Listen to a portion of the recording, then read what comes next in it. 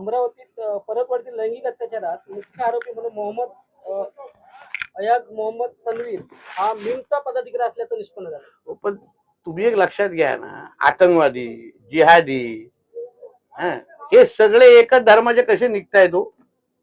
मग आम्हाला का बोललं जातं की आम्ही हिंदू मुसलमान करतो?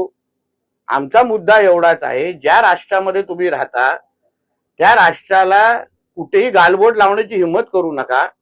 त्या राष्ट्राचा तिरंगा आपला झेंडा म्हणून स्वीकारा, आमच्या बरोबर वंदे मातरम म्हणा.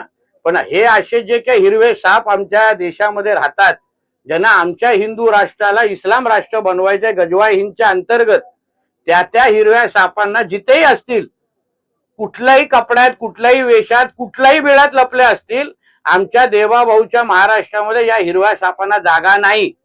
आम्ही पकडून ठेचणार आणि त्यांना पाकिस्तान बांगलादेशमध्ये पाठवून देणार.